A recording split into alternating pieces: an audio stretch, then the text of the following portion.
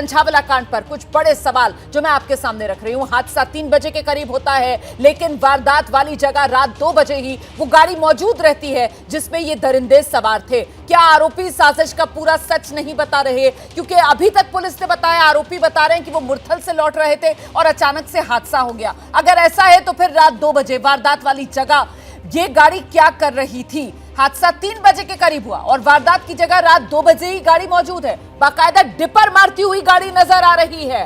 क्या आरोपी साजिश का पूरा सच नहीं बता रहे?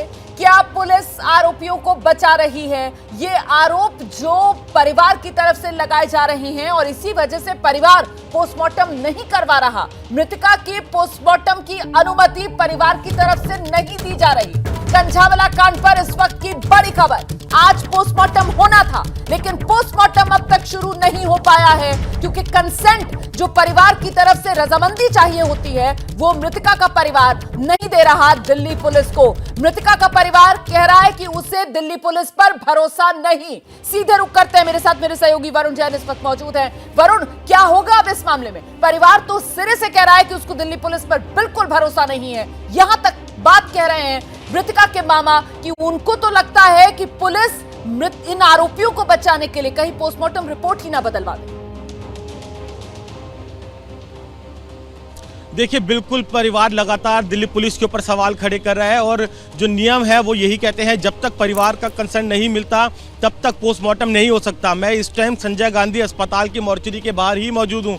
यहाँ पर जो पैनल ऑफ डॉक्टर है वो तैयार है। इंतज़ार इसी बात का है कि परिवार का कंसेंट मिले, लेकिन परिवार जिस तरीके से पुलिस की अब तक की जांच हुई है, जिस तरीके से पुलिस ने कुछ ही घंटों बाद इस थ्योरी पर पहुंच गई कि ये पूरा का पूरा मामला एक सिंपल एक्सीडेंट का है, और जबकि अगर आप सीक्वेंस को देखें, कड़ियों को देखें, तो कहीं ना कहीं इस पूरे घटनाक्रम के अंदर कई ऐसे विरोधाभास हैं। जो विटनेस जो बता रहे हैं, जो टाइमिंग्स है, जो टाइमिंग ऑफ सीक्वेंस है, वो अपने आप में कई सवाल खड़े कर रहे हैं। और जिस हालात में लड़की की लाश मिली वो कई इस पूरे मामले को किसी और तरफ इशारा कर रहे हैं। ऐसे में परिवार लगातार दिल्ली पुलिस की जांच पर सवाल खड़े करते हुए सीबीआई इंक्वायरी की मांग कर रहे हैं और उनका कहना है कि उन्हें दिल्ली पुलिस के ऊपर विश्वास नहीं है। और यही वजह है कि जब आज दिल्ली पुलिस के अधिकारी जो पीड़िता है उसके घर पर पहुंचे तो उन्होंने साथ चलने से इनकार कर दिया और अपना कंसेंट नहीं दिया है। ऐसे में अब ये देखना होगा कि आगे किस तरीके से पुलिस परिवार को कन्विंस करती है, या फिर जिस तरीके से उनकी मांग है, उनकी मांग को जो राज्य सरकार या फिर जो स्टेट गवर्नमेंट है उसके लिए तैयार होती है। तो ये देखना पड़ेगा। लेकिन फिलहाल अभी तक इस पूरे मामले में नजर आ रहा है। अगर आप इंसानियत के नाते देखें तो कहीं ना कहीं परिवार की बात अपनी जगह सही नजर आ रही है। परिवार की तरफ से सवाल ये पूछा जा रहा है कि जब तक पोस्टमार्टम हुआ नहीं, रिपोर्ट सामने आई नहीं, दिल्ली पुलिस कैसे कह सकती है कि उनकी बेटी के साथ कुछ गलत नहीं हुआ? दिल्ली पुलिस पर परिवार सवाल खड़े कर रहा है। परिवार कह रहा है कि दिल्ली पुलिस तो यहां आरोपियों के साथ खड़ी नजर आ रही है, आरोपियों को बचाती हुई नजर आ रही है। चश्मदीद एक के बाद एक जो एबीपी न्यूज पर सामने आ रहे हैं वो बता रहे हैं किस तरीके से दिल्ली पुलिस को उनकी तरफ से सूचना दी जा रही थी, बावजूद इसके लड़की दरिंदे उसको दिल्ली की सड़कों पर 8 किलोमीटर तक घसीटते गए और दिल्ली पुलिस नदारत। जबकि खुद दिल्ली पुलिस की तरफ से कहा जा रहा है कि 1 जनवरी की रात दिल्ली पुलिस पूरी तरीके से मुस्तैद, सदैव आपके साथ, और यहां इस पूरे मामले में दिल्ली पुलिस मौके पर पहुंचती नहीं है।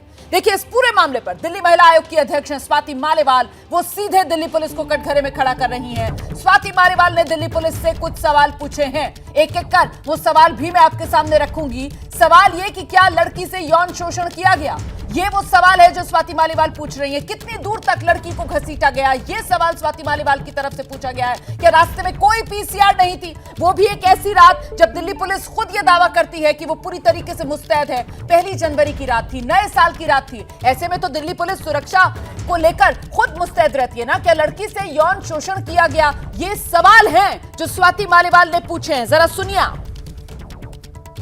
सबसे पहले तो दिल्ली पुलिस ये बताए कि लड़की के साथ यौन शोषण हुआ था या नहीं।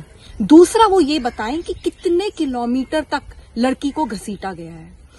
तीसरा, मुझे ये बताएं कि क्या इतने किलोमीटर तक कोई पीसीआर वैन खड़ी नहीं थी, कोई चेक पोस्ट नहीं था। चौथा, वो ये बताएं कि क्या कार्यवाही करी गई, जैसे ही जब कॉल आई पहली पीसीआर के ऊपर तो क्या एक्शन लिया गया। पांचवा, वो ये बताएं कि ये जो लोग अरेस्ट हुए हैं क्या इनके ऊपर पहले भी कोई मुकदमे चल रहे थे। ये सारे के सारे सवाल बहुत जरूरी हैं। जो दिल्ली पुलिस को हमने समन्स इशू करे हैं, उनको हमारे सामने पेश होना है और इन सब सवालों का मुझे जवाब देना है। कब तक ऐसा होता रहेगा? तो ये स्वाति मालीवाल को आप सुन रहे थे, जिन्होंने एक के बाद एक सवाल दागे हैं दिल्ली पुलिस पर। और उसमें जो वो सबसे पहला सवाल पूछ रही है ना कि क्या मृतका के साथ किसी तरीके का सेक्सुअल असॉल्ट हुआ था, क्या उसका यौन शोषण हुआ था। आप जानकर हैरान हो जाएंगे कि कल जब आपका चैनल एबीपी न्यूज इस खबर को मुहिम के तौर पर उठा रहा था और हमने पुलिस अधिकारी से यह सवाल पूछा, तो उनकी तरफ से साफ तौर पर कह दिया गया सेक्सुअल असॉल्ट का मामला ये नहीं लग रहा है। काउंटर करके मैंने सवाल पूछा कि बिना पोस्टमार्टम हुए, बिना पोस्टमार्टम रिपोर्ट सामने आए, ये दिल्ली पुलिस कैसे दावा कर सकती है कि साहब सेक्सुअल असॉल्ट नहीं हुआ। इसीलिए शुरू से इस पूरे मामले में दिल्ली पुलिस का जो रवैया है, कहीं ना कहीं वो सवालों में है। जैसे ही घड़ी का काटा दोपहर 2:30 पे आए, बबीता जी का दिल सास बहू साजिश के लिए मचल जाए। और ये है इनकी बहू, पूरे दिन ऑफिस की टेंशन हो जाए गॉन जब ये करें अपना फेवरेट शो फ्री टाइम पे ऑन। इनकी तरह आप भी देखें अपना फेवरेट शो अपने टाइम पर और डाउनलोड कीजिए एबीपी लाइव ऐप अपने स्मार्ट टीवी पर।